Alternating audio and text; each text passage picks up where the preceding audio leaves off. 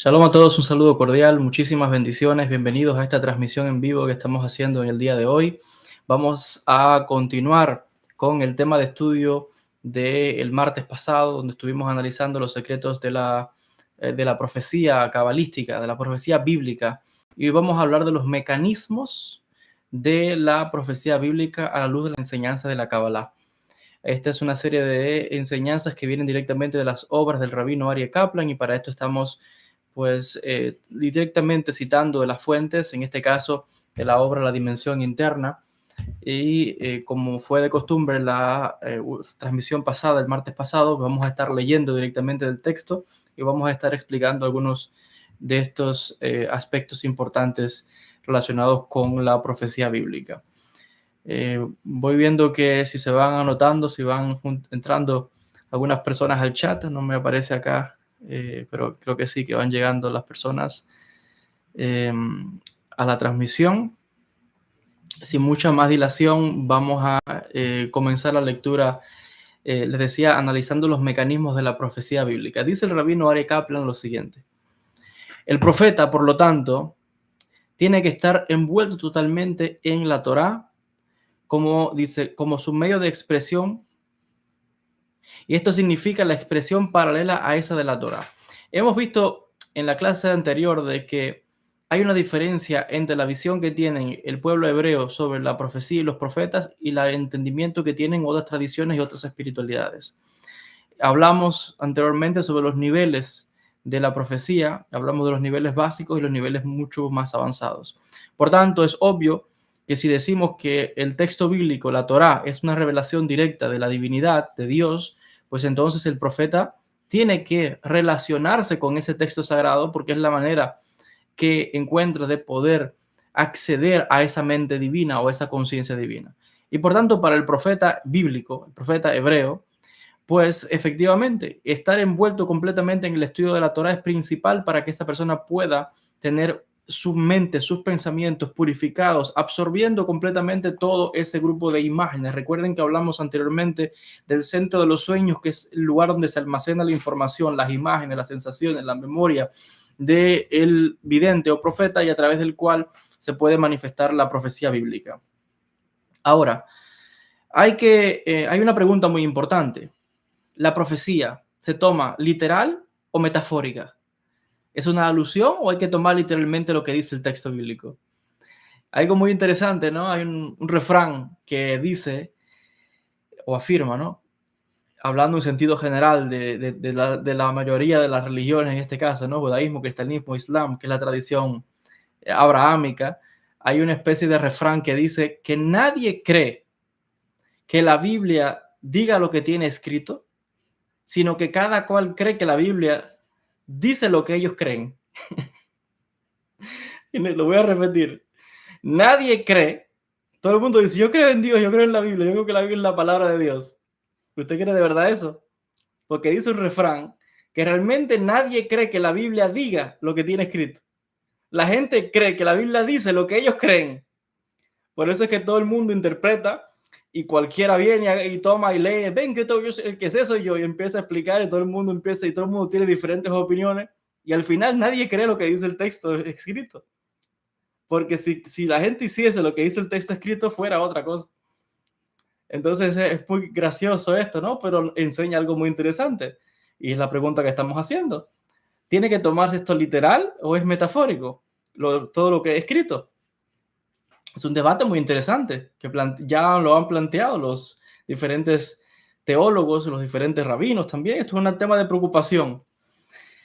Dice el rabino Aryeh Kaplan lo siguiente, y cito: aunque cada visión del profeta depende de su propio centro de los sueños, todo se revela, revela un aspecto diferente. Todos ellos revelan aspectos diferentes de algo mucho mayor. De esto entendemos que la profecía o el modo en que un profeta revela la información es diferente uno del otro. No son iguales. Y algo aquí muy interesante es que él dice lo siguiente, porque estoy traduciendo desde el inglés directamente al español mientras converso con ustedes. Dice: el hecho de que el hombre ha sido creado en la imagen de Dios significa que es como una estampa divina. Y dice que esta estampa también aparece en el universo y por tanto en la mente humana. La habilidad del profeta de percibir ciertos aspectos espirituales resultan, por tanto, en que la mente humana está a modelo de esa estampa o sello que también se encuentra en el universo. En el caso de cada profeta, siempre hay algo de su propia mente, de su propio ego, que entra dentro de la profecía. Aquí hay algo muy interesante que es realmente revolucionario desde el punto de vista de la Kabbalah y lo que enseñan los cabalistas. Dicen, estoy citando textualmente, dice Rabino Ari Kaplan, que en el caso de cada profeta, algo de su propia mente, de su propio ego, entra dentro de la profecía. Esto es bomba casi lo que está diciendo acá. Porque está diciendo básicamente que toda profecía, la profecía bíblica incluida, por supuesto, porque es lo que estamos hablando, está alterada por el propio ego del profeta y por su propia mente. ¿Cómo puede ser? ¿Qué quieren decir esas palabras? Vamos a seguir leyendo para que veamos una diferencia entre profetas y profetas. Dice el rabino Ari Kaplan lo siguiente. Este es un punto muy importante, dice él. La profecía se refleja a través de la mente del profeta. Quiere decir que la profecía es simplemente el reflejo de lo que hay en la mente del profeta, porque es lo que estamos explicando desde la clase anterior. Que todo lo que se revela es porque ya estaba, eran las imágenes, recuerdos, sensaciones que hay en la mente de ese profeta, que el mundo espiritual lo usa para poder dar un mensaje. Y explicamos en la clase anterior que un profeta hebreo va a hablar de ángeles que tienen alas, que tienen ciertas formas, pero una persona que es de la India va a ver a sus dioses, un cristiano va a ver a los santos cristianos, un musulmán verá a Mohammed y cada cual según su religión. Los budistas verán a Buda y a los maestros que ellos tienen. ¿Por qué? Porque es lo único que tienen en su cabeza, las imágenes que han visto, las pinturas, los cuadros, su cultura, su lenguaje, letras hebreas, cosas como esas. Entonces, ya eso está diciendo que la profecía de alguna forma está alterada. Ahora, vamos a explicar qué significa eso. O sea, ya nos está indicando que hay algo del profeta que entra en esa profecía o en ese mensaje espiritual. Porque vemos que cambia según la cultura, el idioma y la religión que tenga cada cual. Ahora vamos a seguir leyendo para que veamos una gran diferencia. Esto es un punto muy importante. La profecía, por tanto, se refleja a través de la mente, a través de su mente. No estás viendo realmente el impacto espiritual que tiene esto, sino que lo que estás viendo es lo que el profeta a través de su mente manifestó y expresó, pero no estás viendo el impacto espiritual que tiene realmente esa información. Dice lo siguiente: todos están viendo lo que su propia mente interpreta. Esto es increíble lo que estamos leyendo acá. Todos están viendo lo que su propia mente interpreta. Isaías vio lo que su mente interpretó, Jeremías vio lo que su mente interpretó, Ezequiel vio lo que su mente interpretó, Samuel vio lo que su mente interpretó, y cada uno ve lo que su mente interpreta. Esto lo hemos explicado porque el profeta tiene que decodificar los símbolos, qué es lo que significa todas esas imágenes, ese hombre con un tamaño gigante, un río que puedas ver, ¿qué significa todo eso? Hay que decodificarlo. Entonces al final es una interpretación del profeta de los símbolos, las imágenes, el sonido, y te va a dar un mensaje espiritual. Así es como funciona el vidente. Por eso es que hay diferentes tipos de videntes. No todos los videntes es igual. Es totalmente diferente, es muy particular. Y sigue diciendo, todos realmente están viendo lo que su propia mente interpreta. Si cae un relámpago o aparece algo extraño y usted pone a personas de diferentes religiones, cada uno va a decir que eso significa lo que su propia mente interpreta.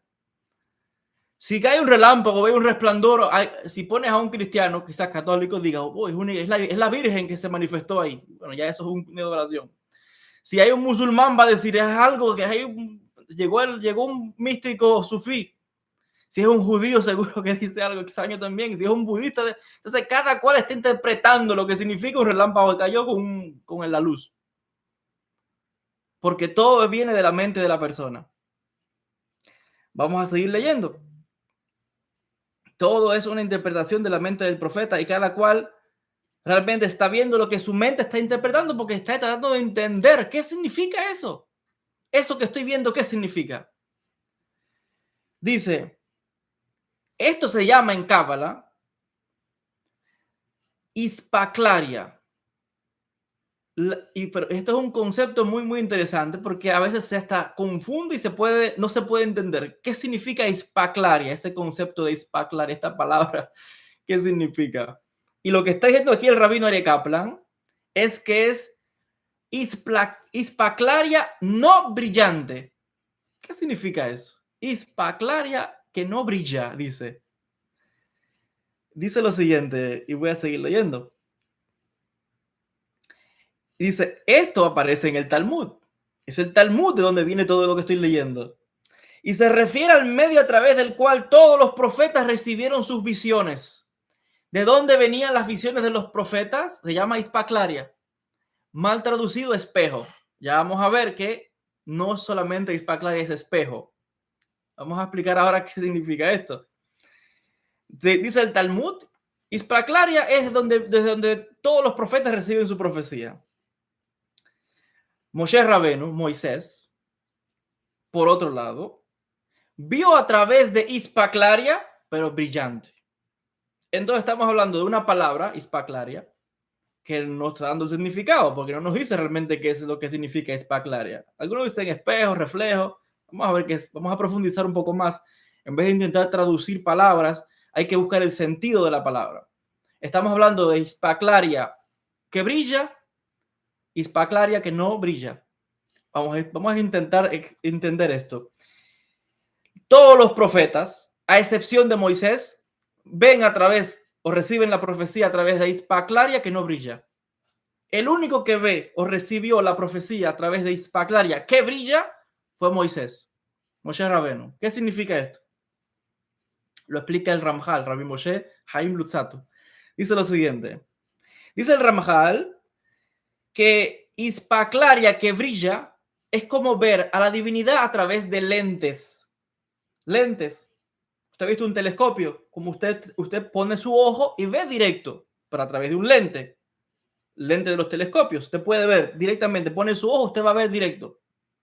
Directamente está viendo, pero tiene que usar lentes, que es lo que lleva el telescopio. Si usted quiere poder quizás ver aspectos del Sol o de la Luna o de cierto planeta, puede verlo a través del lente, pone su ojo, pero el telescopio tiene lentes y puede ver directo, pero tiene que usar lentes. Ahora, dice Ramjal que hispaclaria es como lentes. La hispaclaria que brilla es como lentes, mientras que la hispaclaria que no brilla es como un espejo. Vamos a explicar todo esto ahora. En otras palabras, Moisés vio a través de como una especie de vidrio brillante, claro.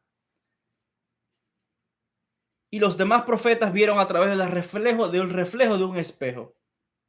Esencialmente, cada profeta se vio a sí mismo antes de pasar ahí, porque hay un aspecto, no quiero apresurarme.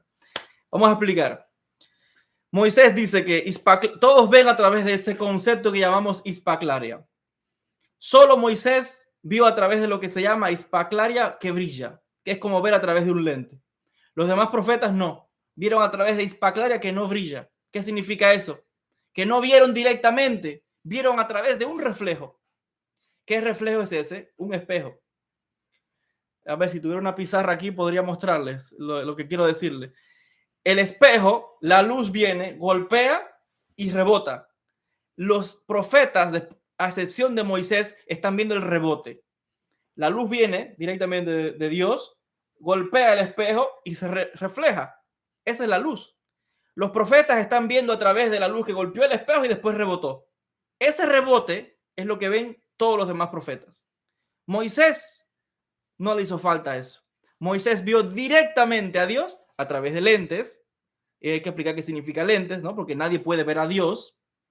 Solamente de alguna manera hay una percepción, y por eso que dice la Torá que solamente vio la espalda.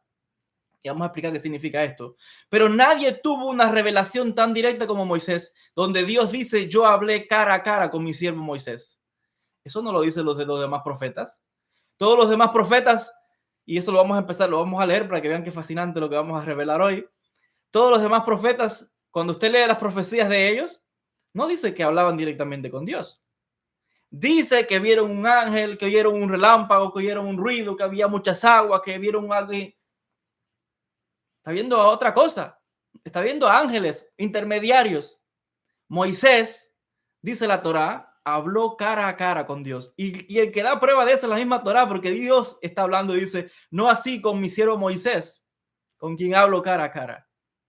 Entonces Moisés está viendo directo, pero aún así es como ver a través de un lente transparente. O sea, puede ver directo, pero los demás profetas no tienen ese acceso.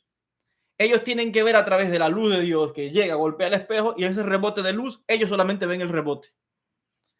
Y eso se llama isla clara que no brilla. Porque lo que están viendo es el rebote. La luz golpea aquí, pero lo que salió es como un rebote de luz. No es realmente la luz. Es como, digamos que una copia. No voy a decir una sombra, pero es como una copia. No están viendo directamente la divinidad. El único que tenemos constancia en la Torá que se dice que Dios habló cara a cara fue Moisés. Y vamos a entrar a leer ahora algunas cosas para que vean qué interesante, para que ustedes vean la diferencia que hay entre profetas y profetas. No todos los profetas son iguales. Y por eso es que ahora vamos a llegar a un entendimiento de por qué en el judaísmo decimos que no hubo un profeta mayor que Moisés.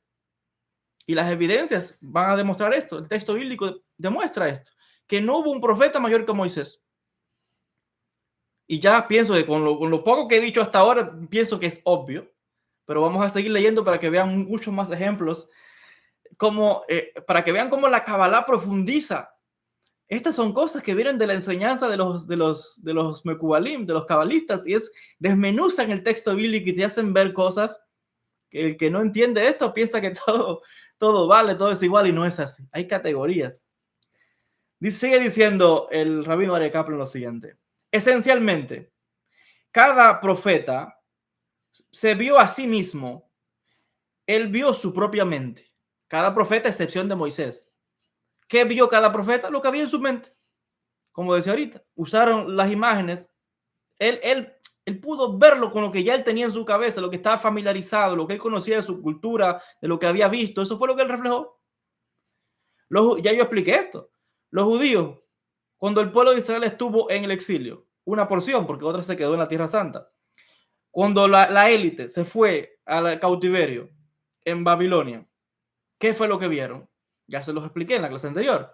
Todas esas imágenes de ángeles que tienen alas y que tienen 2 pares de alas y 4 pares de alas y 6 pares de alas y que se cubren el rostro y que se cubren, todo eso está en la iconografía del imperio asirio. Y yo explicaba que cualquiera que haya ido ahí lo puede ver. Están las esculturas en Berlín, en el Museo del Louvre, en el museo que hay, les decía, en Alemania, etcétera, donde están las mismas iconografías. Se ven los ángeles con alas, con 2 pares de alas. Todo eso lo vieron los judíos cuando estuvieron allí. Y es las imágenes que tienen en su mente. Cuando llega la profecía, lo que van a ver es eso mismo, porque es lo que ya conocían. Y por eso dice aquí el texto, cada profeta vio lo que ya tenía en su mente, lo que dice Rabino Aryeh Kaplan. Y como decía, quizás un místico que sea de la India va a ver otra cosa, las imágenes de ellos, la religión de ellos, los budistas van a ver cosas de ellos y cada cual verá lo suyo. ¿Por qué? Porque es lo que tiene en su cabeza, en su mente. Y la profecía o lo que viene del mundo espiritual se viste de las imágenes que ya están en la cabeza de la persona. Entonces, dice Rabino Aryeh Kaplan, cada profeta se vio a sí mismo, vio lo que tenía en su propia mente. En el caso de Moisés y la Torá, dice acá algo muy interesante. El centro de imágenes de Moisés no estuvo involucrado en el momento de la recepción de la Torá. No así en el caso de Moisés. La revelación de la Torá no fue que Dios cogió imágenes que Moisés tenía. No. Vamos a explicarlo para que ustedes vean la diferencia. Dice que la razón de que Moisés, la profecía de Moisés se considera completamente de palabras y no de imágenes. ¿Ha leído usted alguna vez en la Biblia, en la Torá, que Moisés vio alguna imagen? Que Moisés haya dicho, yo vi un ángel, yo vi tal cosa, vi un círculo, vi la Merkabá. ¿Usted ha leído alguna vez que Moisés dice que vio algo de eso? Toda la profecía de Moshe Rabbeinu es de imágenes, de palabras, perdón. Imágenes no vio ninguna imagen. De hecho, si leemos en el Deuteronomio, dice, Dios le está diciendo a Moisés, no viste ninguna imagen cuando la revelación. Esto es muy interesante lo que estamos hablando. Estamos hablando que la profecía de Moisés es puramente de palabras, porque aún cuando está ese pasaje que dice que vio la espalda, todo eso se explica, realmente no vio a Dios. Ahí estamos viendo que es como una especie de cubrimiento, pero toda la profecía de Moisés que está en la Torá es palabras. ¿Qué son los 10 mandamientos? Palabras. Es palabras. Sigue diciendo, vamos a explicar esto, vamos a profundizar. Dice,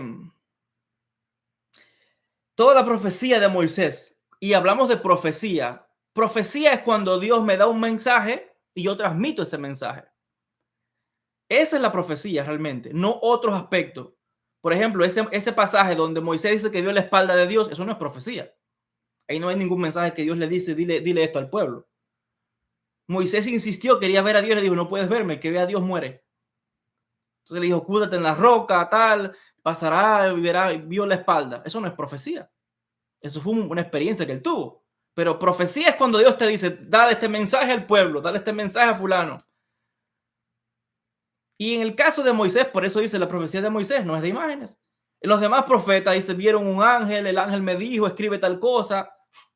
En el caso de Daniel dice que vino el ángel Gabriel a darme un mensaje. O sea, hay ángeles, hay imágenes. Ven cosas, pero Moisés no hay nada de eso, es todo palabras. Y sigue diciendo, su experiencia espiritual fueron palabras en sí mismas. En vez de tener un sentimiento vago y luego traducirlo en imágenes, Moisés estaba en un nivel mucho más elevado y sus emociones y sentimientos no fueron vagos, sino vívidos, reales. Estaban actualmente articulados en palabras. Y por eso esto es lo que significa cuando la Torá tiene escrito en Números capítulo 12, versículo 8, donde Dios está hablando y dice, yo hablo a Moisés boca a boca, manifiestamente y no a través de imágenes o alegorías. O sea, es Moisés hablando, Dios hablando, Moisés hablando, Dios hablando, boca a boca, como una conversación. Así es como dice, yo hablo con Moisés así. Números 12, 8. Rabbi Shlomo Yitzhak, el gran comentarista del siglo XII, el gran comentador de la Torá del siglo XII, Francia, Rashi indica lo siguiente en relación a todos los demás profetas. Cuando uno mira la profecía de los demás profetas, Isaías, Jeremías, Ezequiel, Samuel, todos los demás profetas, Rashi dice lo siguiente, esta es una observación muy interesante. En hebreo, cuando esos profetas van a dar un mensaje que viene de Dios, ellos dicen, Koamar Hashem, entonces dice Dios. Pero en el caso de Moisés, la Torá dice, cuando Moisés está hablando de la profecía de Dios, la palabra en hebreo es Zedebar Hashem. Esta es la palabra de Dios. Y por tanto estamos viendo aquí que hay Moisés está citando directamente de Dios. Y estamos viendo acá que en el caso de los demás profetas es una cita indirecta. Voy a repetir. Cuando leemos en hebreo, cómo los demás profetas dan la profecía, en hebreo la expresión es Koamar Hashem.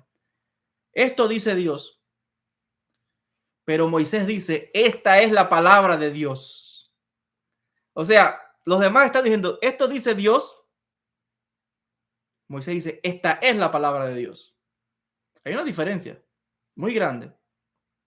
Muy grande. Moisés está directamente citando las palabras del Eterno. Y vamos a ver que Moisés antes de morir logró un nivel muchísimo más alto que esto, donde Dios hablaba directamente a través de su boca.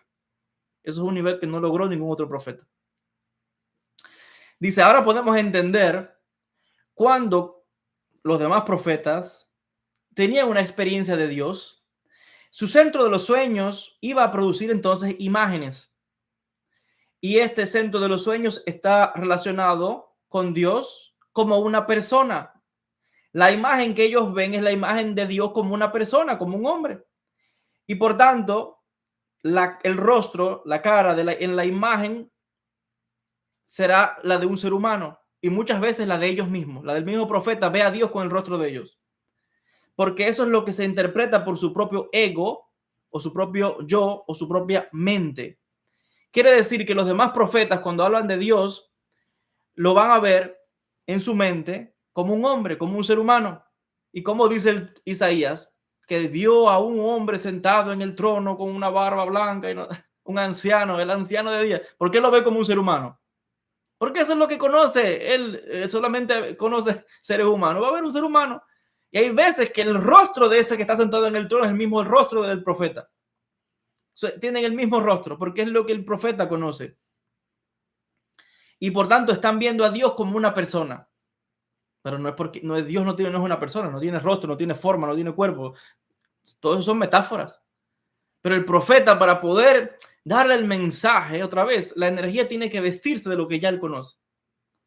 ¿Cuál es la imagen quizás más impresionante de Dios, como este que ha vivido por todos los siglos de los siglos, que tiene más edad que nadie, que siempre ha existido, que es más sabio que nadie? Bueno, pues la imagen de un anciano, porque en la antigüedad los ancianos se consideraban sabiduría.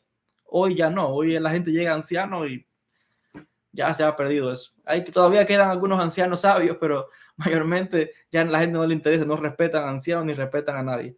Pero en la antigüedad, la imagen de un anciano con barba es símbolo de la sabiduría. Entonces, ¿qué mejor imagen de Dios que esa?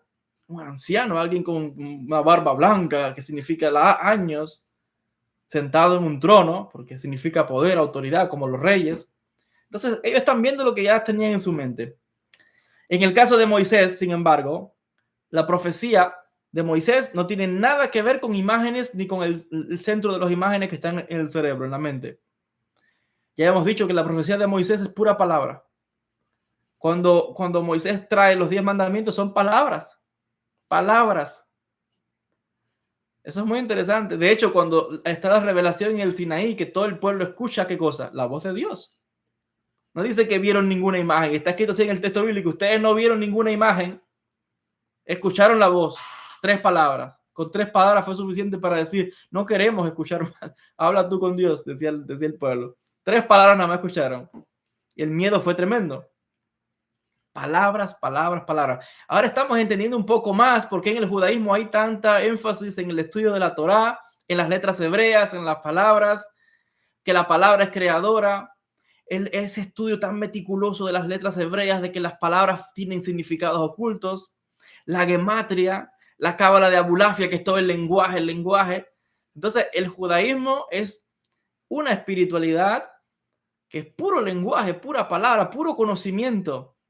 Esto yo creo que antes de que existieran los gramáticos y los lingüistas, ya tenemos en el mundo judío todo un pueblo dedicado al estudio de letras y de gematrias y de significados y obsesionado con la escritura.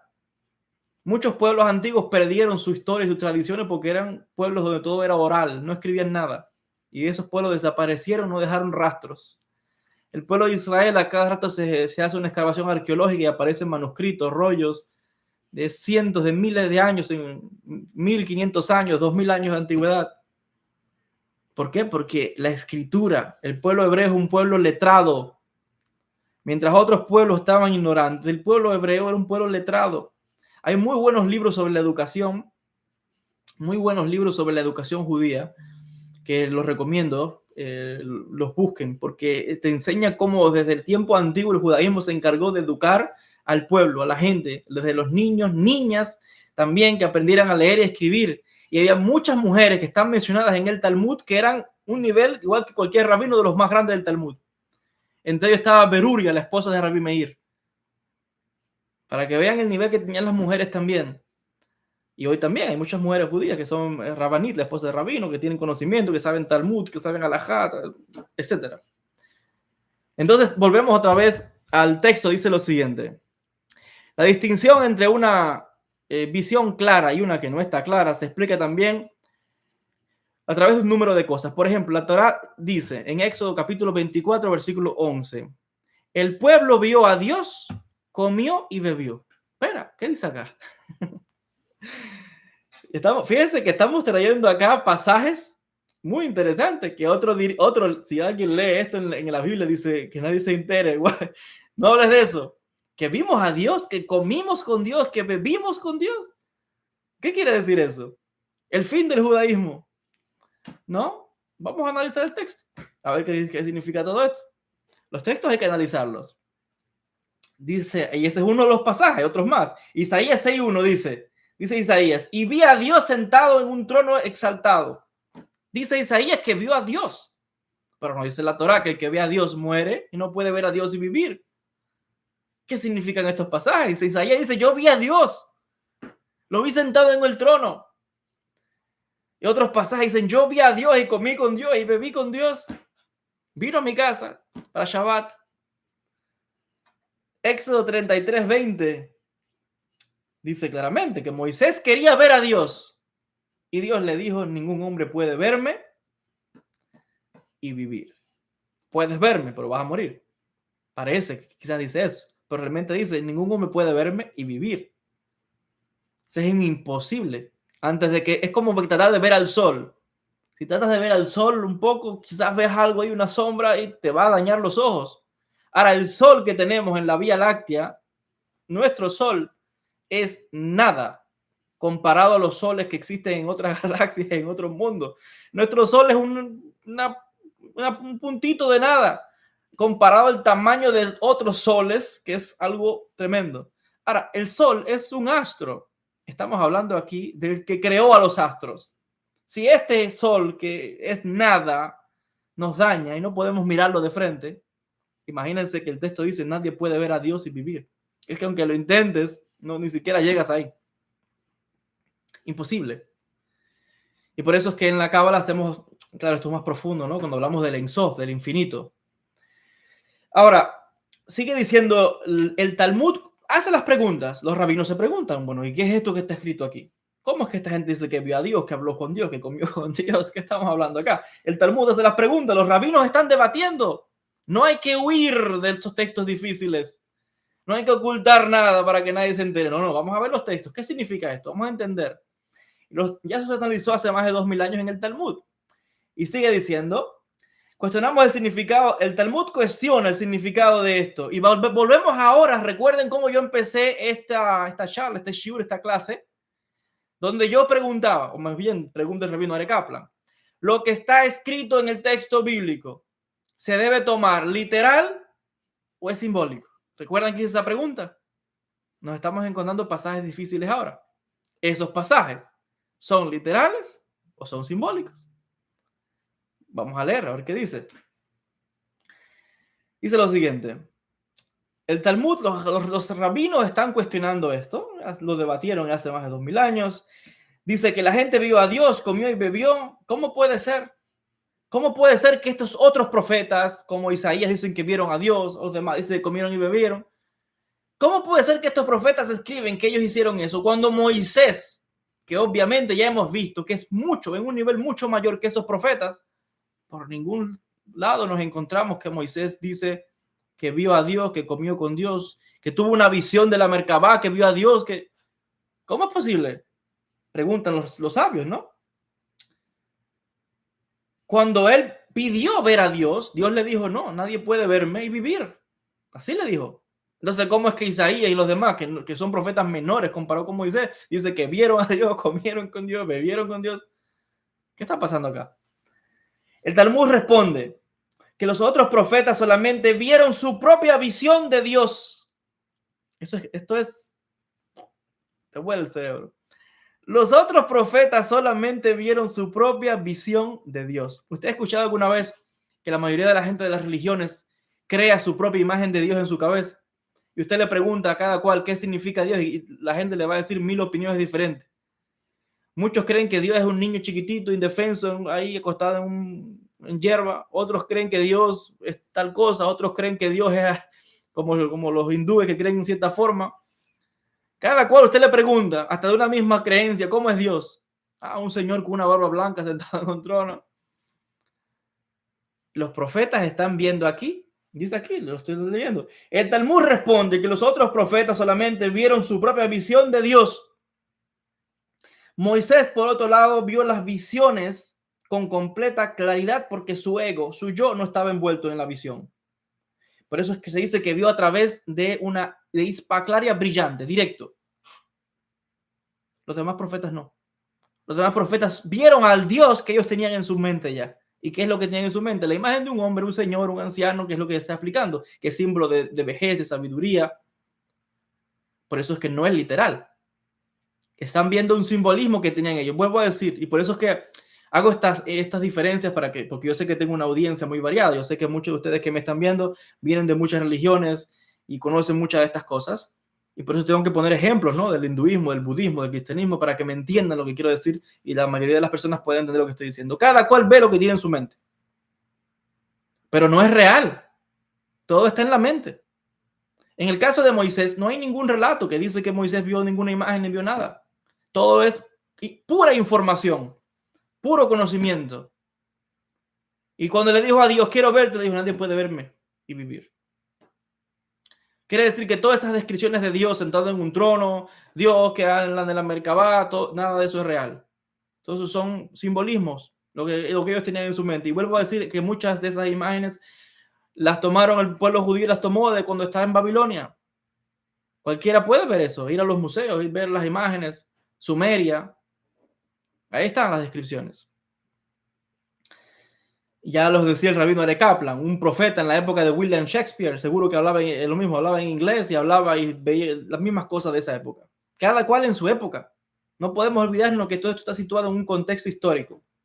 Moisés, dice el texto bíblico, no encontramos ninguna imagen de Moisés viendo ninguna imagen, viendo ninguna forma, viendo nada. Por eso es que dice que Moisés vio directo, no vio realmente a través de reflejos o de que él se pudiera imaginar. No hay ninguna imagen o escrito que dice que Moisés está describiendo cómo Dios es. Por eso nadie se puede inventar que Dios está así, que Dios, por lo menos en el texto bíblico no. En otras religiones invente lo que usted quiera, pero aquí no. Porque no hay ninguna descripción de Moisés que dice que para recibir la Torá se encontró con un gigante, con un ser gigante, nada de esas cosas está. Ni con ángeles, ni con nadie.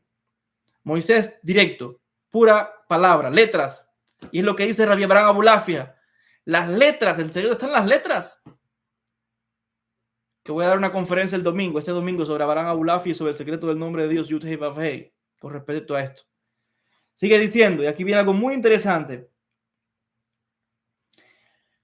Además, dice el rabino, justo antes de su muerte, Moisés alcanzó el nivel más alto de la profecía cuando Dios realmente habló a través de él. Hasta ahora hemos visto que Moisés decía, esta es la palabra de Dios. Decía, iba y decía, esta es la palabra de Dios. Iba a dar el mensaje. Pero dice que antes de morir, Dios habló directamente a través de la boca de Moisés. Y dice lo siguiente, esto se muestra claramente en la diferencia que hay en el libro de Devarim, Deuteronomio, que es el quinto libro de la Torá, y los demás. En los demás están todas estas citas. Esta es la palabra de Dios, esta es la palabra del Eterno. Pero en Devarim, en Deuteronomio, hay un cambio. Y dice que encontramos que la divinidad se había apegado tanto a Moisés y en este caso al centro de la audición de Moisés. Y por tanto Moisés era capaz de escuchar la voz de Dios y de hablar directamente lo que oía. O sea, él está repitiendo directamente lo que está oyendo. Una voz le está hablando al oído. Dice que es la voz de Dios. Y le está hablando directamente, no sus palabras, sino repitiendo directamente lo que él está escuchando. Y en el caso del libro de Deuteronomio, de Barim, el Zohar Kadosh, explica que la Shekhinah, la presencia divina, habló a través de la boca de Moisés. Por tanto, el libro de Deuteronomio, ahí Moisés alcanzó un nivel mucho más alto de conciencia a través del centro de su palabra, que estaba pegada a la divinidad. Directamente era la boca, o sea, las palabras de Dios saliendo directamente de la boca de Moisés. Ese es un nivel mucho mayor, lo que estamos hablando acá. Es directamente las palabras, dice acá, de la Shekhinah, saliendo de la boca de Moisés. Y nos encontramos acá que cuando usted lee la Torá, dice el rabino Are Kaplan, cuando usted lee la Torá en el idioma original, en hebreo, no en español, no en ruso, no en inglés, no en italiano, en hebreo, uno se da cuenta de esos pequeños cambios que hay en las palabras. Por eso es que decimos ni una letra sobra en la Torá. Y por eso es que hay estudios completos de estudiar cada una de las letras. ¿Por qué hay? ¿Qué contexto? ¿Qué significa? Nada sobra. Todo tiene una causa.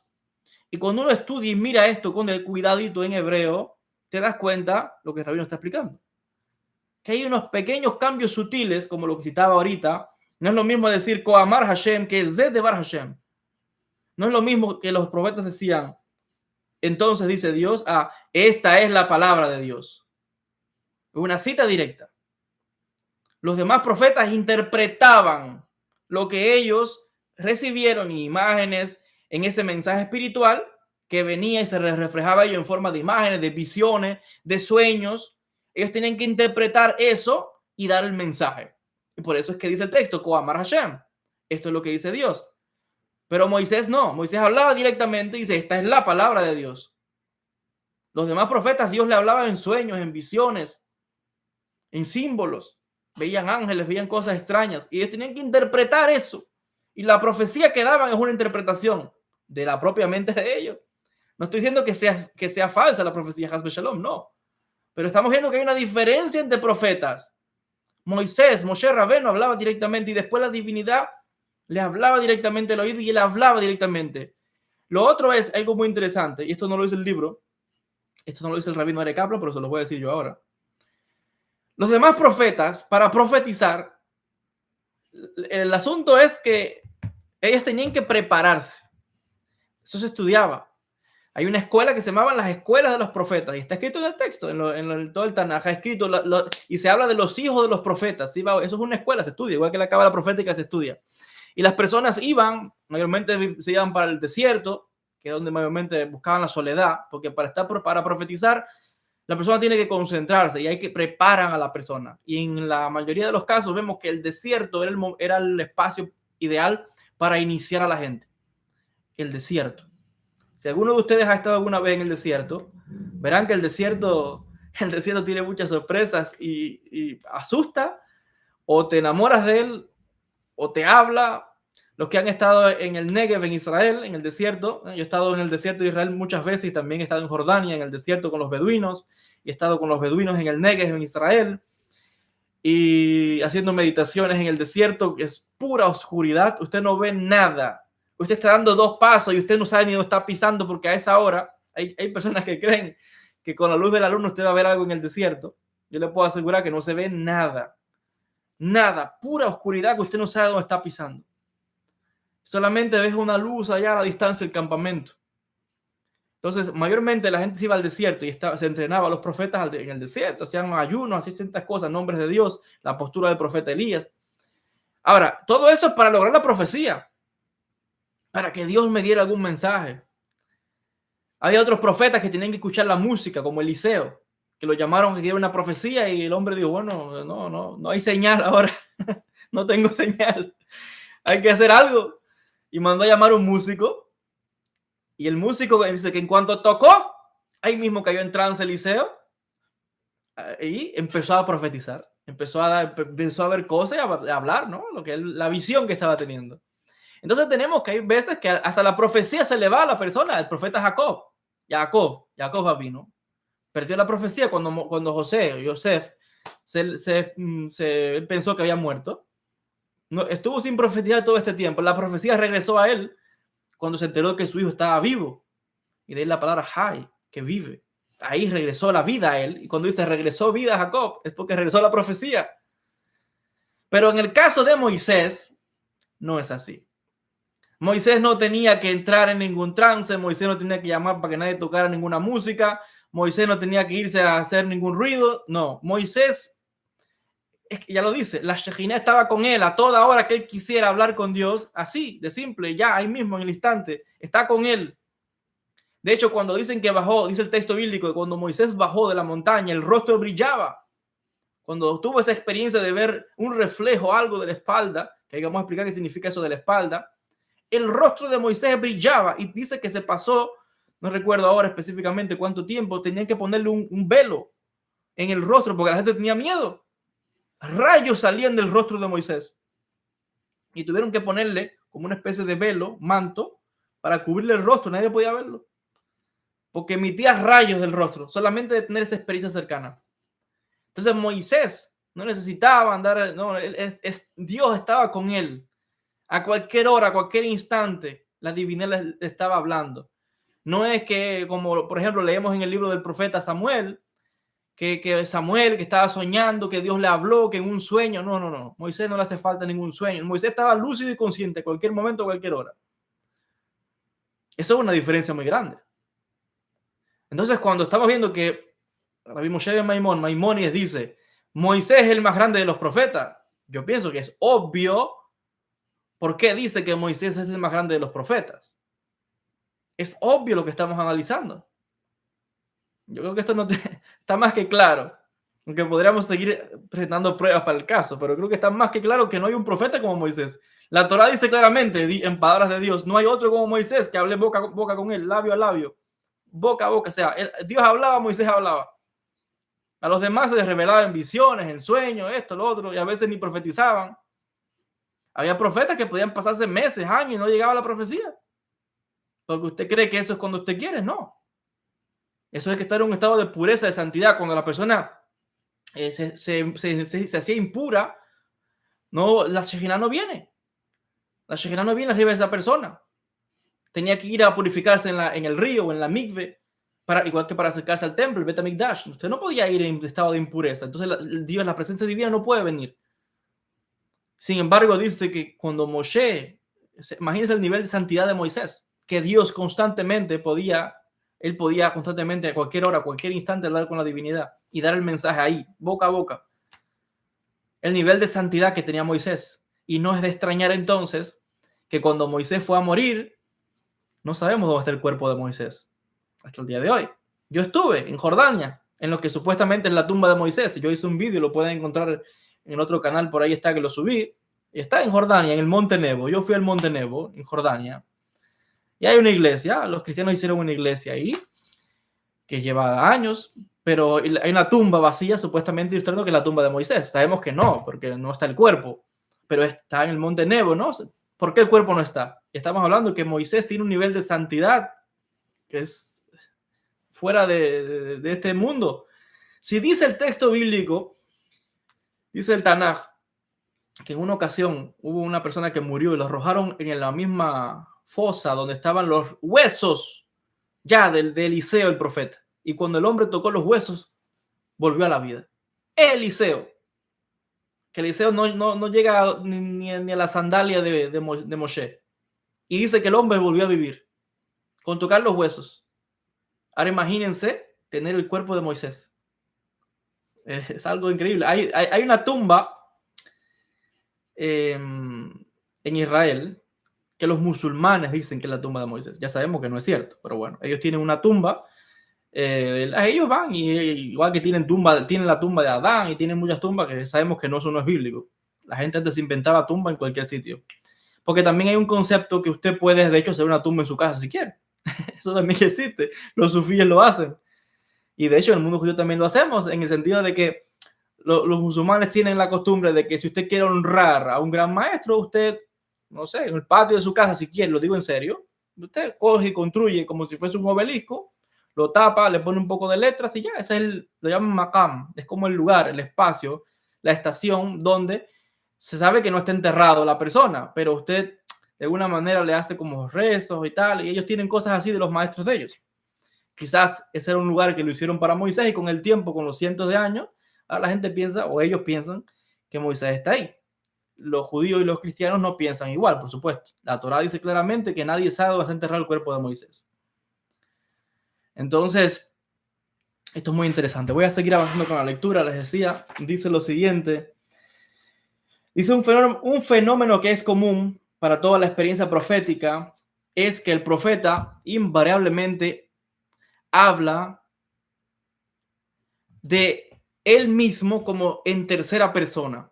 Por ejemplo, cuando vemos en el caso de el profeta Ezequiel, capítulo 1, versículo 3, dice, y la palabra de Dios vino a Ezequiel. Bueno, pero es que es Ezequiel mismo que está escribiendo. Por ejemplo, en el caso de Débora, la profetisa, porque hay profetas, mujeres también. Dice Débora, la profetisa, ella está escrito, Débora, despierta, despierta Débora. O sea, ella misma está hablándose a ella misma. ¿Por qué habla ella como que de tercera persona? Si es ella misma, ¿por qué dice Débora como si fuese otra? Luego nos encontramos, por ejemplo, por ejemplo, en el caso de Jacob, que dice, júntense y escuchen, oh hijos de Jacob, cuando va a hablar él con sus hijos, ¿no? Porque él habla de él mismo. Es como que quizás yo, si fuese yo un profeta, dijera, júntense ustedes, discípulos de Joel. Estoy hablando de mí mismo, pero estoy hablando como si fuese otro, ¿no? ¿Qué significan esos pasajes en el texto bíblico? Aquí viene algo muy interesante.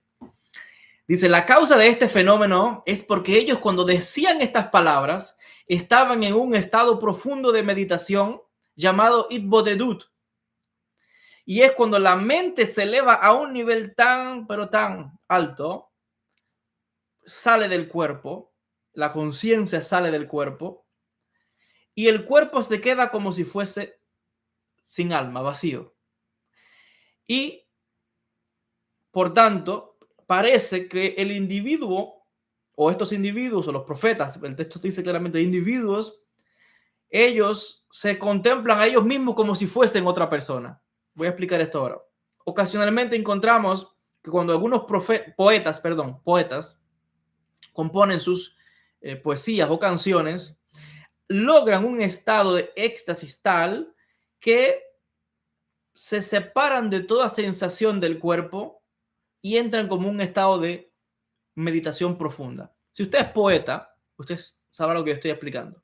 Yo escribo poesía desde niño, vengo de una familia de poetas por muchas generaciones. Cuando llega la inspiración, cuando llega la musa, eso es algo que la persona se va, se desconecta la mente, se va como a otro mundo, la mente viaja.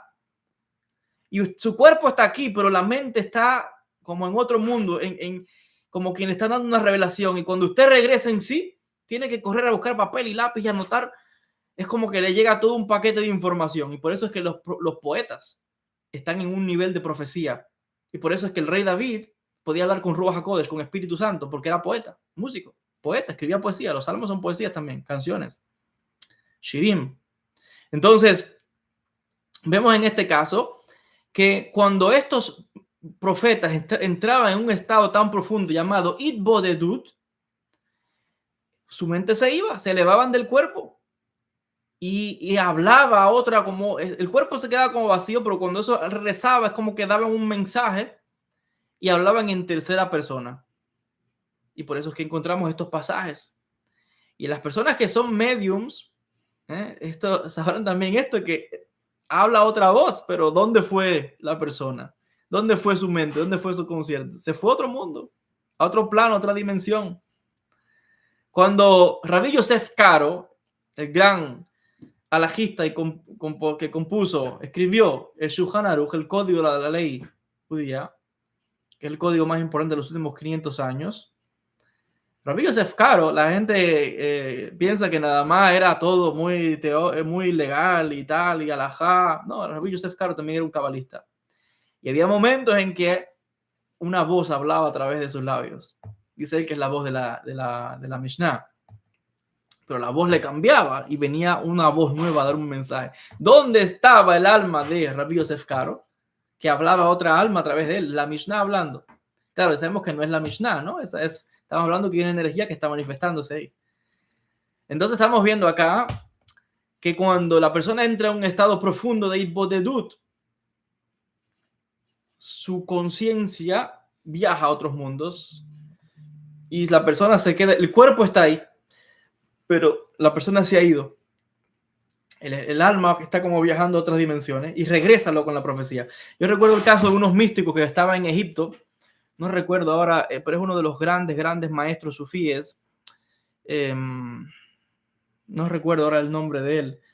Él cuando entraba así, le llegaba como ese estado profético, caía al suelo y podía estar inmóvil, como muerto, por días y hasta semanas. Y estaba como así, como inmóvil, días y semanas, sin moverse. Y al cabo del tiempo, o cuando ya volvía de donde sea que estuviese, se ponía de pie como de repente y mandaba a buscar papel y lápiz y escribía libros enteros, 300, 500, 1000 páginas, sin parar, como una máquina. Era como que era algo más que llegaba ahí y era automáticamente escribiendo información, libros enteros. No recuerdo el nombre de ese místico, uno de los grandes místicos de los grandes poetas también, porque la mística, la poesía es muy importante para expresar esto. Entonces, vemos acá que los profetas usan la tercera persona para referirse a ese nivel de objetividad, que es una separación completamente de ellos mismos. Luego aquí, bueno, el rabino trae pues un pasaje donde él cita y aquí viene una parte muy, muy importante, porque él está hablando acerca de un gran cabalista llamado Rabbi Isaac de Acre, o Aco, es una ciudad en el norte de Israel, uno de los receptores de la cábala profética de Rabbi Abraham Abulafia, en una obra que se llama Meirat Einaim, la luz de los ojos. Él escribe algo muy interesante, ¿no? Hay todo un diálogo entre el discípulo y el maestro, donde viene una persona y le dice: maestro, yo quiero unirme al grupo de ustedes, los que hacen Ibodedut, los que meditan, ¿no? Los que están logrando la profecía. Y el maestro le dice: ¿cómo te sientes cuando una persona te dice buenas cosas de ti, te alaba, te glorifica? ¿Y cómo te sientes cuando alguien te critica? El hombre respondió: bueno, cuando hablan muy bien de mí, cuando me alaban, pues yo me siento muy bien, que me halagan, bueno, pues me siento muy contento. Y claro, cuando me están criticando y cuando están hablando de mí, pues no me gusta. Le dijo: bueno, mijo, recoja y váyase, que usted no está listo todavía para unirse al grupo nuestro, porque hay que entender esto. Los cabalistas se juntan en grupos secretos y no es fácil entrar a esos grupos. No te dejan entrar así como así. Le dijo: pues usted no está listo todavía. Usted tiene, y lo voy a leer desde acá, tiene que, dice: vaya en paz, hijo mío, porque para usted estar en este grupo, tiene que llegar a un nivel donde la alabanza no te interese y la crítica tampoco te interese. Así lo dice. Cuando te insulten, cuando te degrades, que tu alma no sienta nada. Esto es muy importante. Cuando te alaban, ¿sientes algo? ¿Tu alma siente algo? ¿Estás contento? ¿Te alegra? Y cuando te insultan, cuando te injurian, ¿tu alma siente algo? ¿Te enfadas? ¿No te gusta? No estás listo para entrar a este grupo, le dijeron. Dice: ve y incrementa tu nivel de humildad en tu corazón y que aprendas a tratar todo igual, donde, claro, la alabanza y la crítica sea para ti lo mismo. No produzcan ningún sentimiento en tu alma. Cuando estés en ese nivel, entonces ven a este grupo de místicos que están logrando ese nivel de conexión y de profecía. Vienen ahora unos párrafos muy interesantes, donde aquí el rabino pues empieza a hablar los pasos para adquirir la profecía. Y fíjense que lo que viene ahora en esta sección, todavía en los párrafos finales ya de lo que quiero compartir con ustedes en el día de hoy, y la clase que viene, si Dios quiere, el martes que viene, pues vamos a analizar la visión de Ezequiel completa. En la visión de Ezequiel está codificado cómo la persona puede convertirse en profeta. Y el que lee ese texto, ya lo he dicho en otros vídeos, la gente lee eso y no se entera. No se entera porque lo lee en español y porque no tiene los códigos para entender cómo lograr la profecía.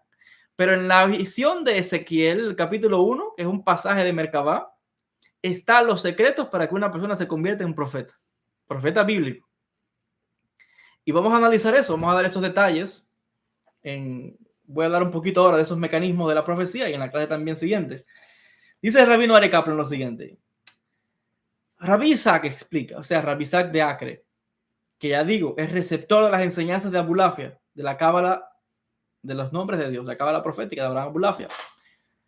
Dice, Rabbi Isaac explica que hay una serie de pasos que uno tiene que escalar para ser capaz de alcanzar los niveles más elevados. El primer paso para lograr la profecía se llama Devekut. Devekut, ¿qué es? Es la habilidad de dirigir y conectar nuestros pensamientos con Dios. Primer nivel que buscamos es Devekut, dirigir nuestros pensamientos y conectarlos a Dios. No pueden estar conectados a nadie más, dicen los místicos. No puede estar conectado en que tengo que pagar la renta, no puede estar conectado en que la mujer me está peleando, no puede estar conectado en que el vecino me dijo aquello, no puede estar conectado en que tengo una... Eso no está conectado con Dios. Cuando los místicos están hablando conectado con Dios, es obsesionado con Dios y nadie más. Eso es un nivel muy difícil. Usted ha leído las biografías de los místicos, los que llaman santos. Estaban obsesionados con Dios, con el amor de Dios. No le interesaba más nada que Dios. Ese es un nivel que no es la mayoría de las personas. Entonces, lo primero es lograr Debekut, dirigir los pensamientos y la mente a conectarse con Dios. Segundo nivel, que la persona debe preparar y se llama Ishtavut. Ishtavut es la habilidad de anular completamente nuestro ego y sentir exactamente lo mismo cuando nos alaben o cuando nos insulten. Si usted, cuando una persona le dice horrores, usted se enfada, pues no está todavía a ese nivel. Cuando le dicen, oye, qué bueno, como usted habla, como usted sabe, ay, y a usted le gusta que le digan todas esas cosas, no está en ese nivel todavía. Entonces, nivel de Ishtavut es la habilidad de anular nuestro ego. El yo no existe. Porque en la profecía, yo me tengo que quitar del medio para que sea Dios el que hable a través de mí. Yo tengo que anular mi ego, muévete del lado. En el estado profético, no en todo el tiempo, porque el ego no se puede eliminar. Es importante la subjetividad. Pero en el estado profético, de Bekut, conexión con Dios, y después apártate del camino y deja que sea la divinidad la que hable. Si no, sería un falso profeta. Dice lo que la gente quiere que le cuente, ¿no? A veces que a la gente le gustan más los falsos profetas que le diga la verdad. Dice, sigue diciendo, segundo nivel, Ishtavut, remover el ego, anularlo completamente. Que no te interese ni la alabanza ni el insulto. Y luego de este nivel, sigue un tercer nivel que se llama Itbodedut. Hay gente que salta inmediatamente a hacer Itbodedut. Yo estoy haciendo Itbodedut, me encanta el Itbodedut. Espérate, pero te has saltado 2 niveles. Te has saltado de Bekut y te has saltado Ishtavut. Y estás haciendo de Bekut. Y esto es, se supone que antes de todo esto, ya hablamos en la cosa anterior, que hay que purificar los pensamientos, hay que purificar la ética de la persona, etc. Eso suponiendo que todo eso ya está logrado, ¿no? Itbodedut. ¿Qué es Itbodedut? Es la habilidad de isolarse, no sé cómo es la palabra en español, es como aislarse completamente de uno mismo internamente. Escuche eso. Itbodedut es la habilidad de, otra vez no sé cómo es la palabra en español, es como, sí, en inglés es isolate, es como que tú te estás en soledad completamente internamente de ti mismo, dice acá. Todos estos pasos son una preparación para recibir la profecía. Quiere decir que la persona puede estar haciendo Itbodedut. A veces pensamos que Itbodedut es irse a un bosque. Es verdad, está bien, así se hace, así lo hacen los discípulos de Breslev. También lo hacía Larissa, etc. Pero Itbodedut puede ser también que usted esté sentado en un parque, rodeado de gente haciendo ruido, y usted está ahí, el cuerpo está ahí, pero usted está, su alma está en otro mundo. No hay ruido exterior porque usted puede estar tan concentrado que usted está en otro lugar. ¿Usted no le ha pasado que hay gente que a veces usted le está hablando y no le escuchan? Ah, perdona, no te escuchaba, es que estaba tan concentrado. Bueno, es este nivel. Es un nivel donde la persona se desconecta completamente de sí mismo y está en otro mundo. Entonces, ese nivel, le decía, lo llamamos Itbodedut. Itbodedut no solamente decía irse a una cueva o al bosque, no, está muy bien, pero Itbodedut puede ser también en su casa, en su habitación, en su lugar de meditaciones. Los místicos hasídicos, por ejemplo, Rabbi Nachman de Breslev, el Baal Shem Tov, tenían en su casa un cuarto para meditar, solamente para eso. Es un cuarto sagrado solamente para meditar. Ahí podían hacer Itbodedut también.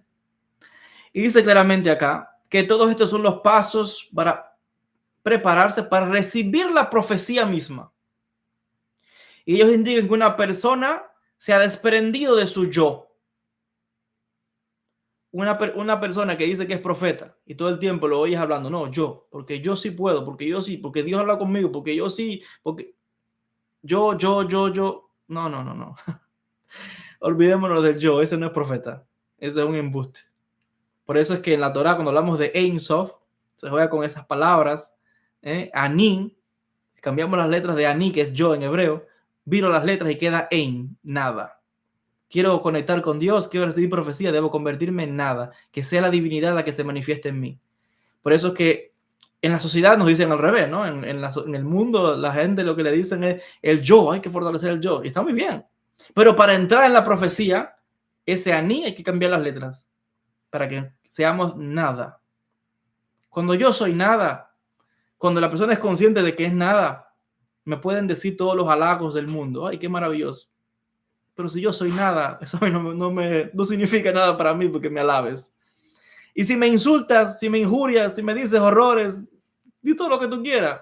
Si yo soy nada, eso nunca llega a mí. Porque yo no soy nada, no, ni siquiera existo. Entonces, no puede afectarme lo que la gente diga, lo que me critiquen. No importa nada. Entonces, ese es el nivel que estamos hablando acá.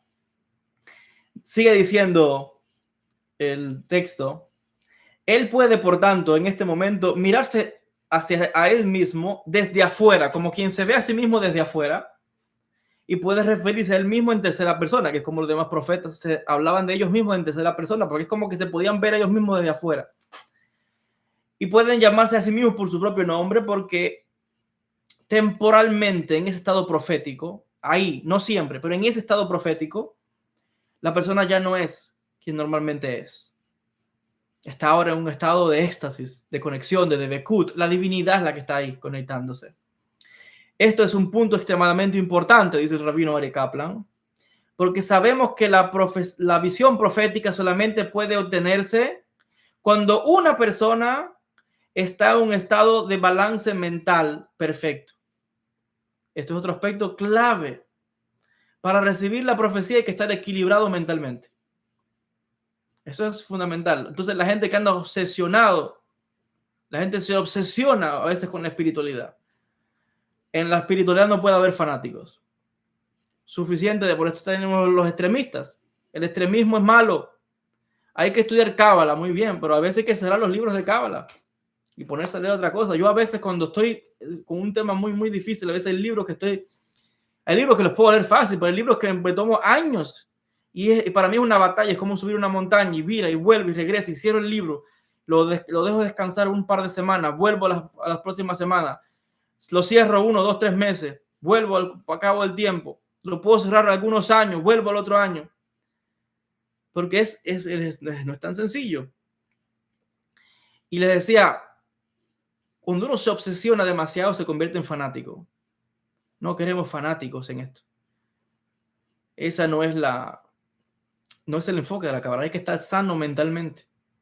Y muchas veces es verdad que cuando uno todo el tiempo está en Cábala, claro, es diferente al que estudió un poco y el que tiene que enseñar. Quizás como yo todo el tiempo tengo que enseñar, pues, pero hay una diferencia. Espero que la gente no piense que estoy loco. Todavía no. Todavía estoy coherente. Pero les decía, hay veces que hay que desconectar. Yo cuando acabo las cosas cierro y me voy a leer otro libro. Me pongo a leer poesía. Ahora estoy interesado en leerme ciertos libros que para mí pienso que son muy importantes de la literatura. Quiero completar, por ejemplo, las obras de Dostoyevsky, que son claves para entender la naturaleza humana. En algún momento me leí algunos fragmentos del Archipiélago Gulav de Alejandro Solzhenitsyn, que habla del sufrimiento de los seres humanos. A veces me gusta leer poesía, a veces me gusta leer biografías de personajes históricos, no sé, Alejandro Magno, no sé, la mitología griega. No estamos desconectados del mundo. Entonces hay que leer también cosas de humanidad. No todo es la cábala, la religión y rezando. Esa gente que están ahí está medio obsesionado. Hay gente que acaban quemados, por eso es que lo dicen, los 4 entraron al Pardés. Uno se volvió loco, uno murió, uno apostató y uno entró en paz y salió en paz. ¿Por qué entró en paz y salió en paz? Porque dijo, cuando vean los mármoles blancos no digan agua, agua, porque ahí no hay agua. Entonces la gente empieza a ver visiones, Dios me está hablando, Dios me dio un mensaje, yo no le hago caso a ninguna de la gente de eso. Porque todo está aquí en la mente, lo estamos leyendo, todo está en la mente. Entonces, como dice Rabbi Abraham Abulafia, si usted no está entrenado, sí puede ver cosas, sí puede sentir cosas, pero todo está aquí en su mente. Y por eso es que Abulafia llama a la imaginación, dimión en hebreo, pero le llama a la imaginación el diablo, le dice él. Mal amigo. ¿Por qué? Porque la gente se va con la imaginación. La imaginación. Hay unos videos por ahí que me dieron gracia el otro día. Había una gente en África que querían hacer como Moisés, ¿no? Estaban con un bastón de madera y estaban en el mar. Y eran como 4 o 5, ¿no? Y estaban con el bastón, querían ser como Moisés abriendo el mar, ¿no? Y en una ola grande vino y los arrastró la ola, ¿no? Parece un poco chistoso, pero en la mente de esas personas están totalmente idos del mundo, divariados, locos. La cábala puede quemar también en los pensamientos. Digo cábala, pero toda espiritualidad, todo lo que es con exceso, con fanatismo, acaba con la persona. Y puede ser tanto religión como ideas políticas. Hay ideologías políticas que son como una religión y la gente acaba quemado, mal la cabeza. Hay que desconectar de todas esas cosas. Hay que bajar a la vida regular.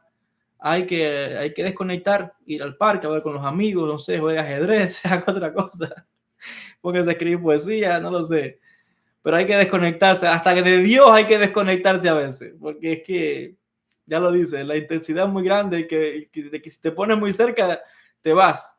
El que ve a Dios muere. Y fue lo que pasó con Benazai, ¿no? Que dice que se acercó mucho y su alma no aguantó, se fue.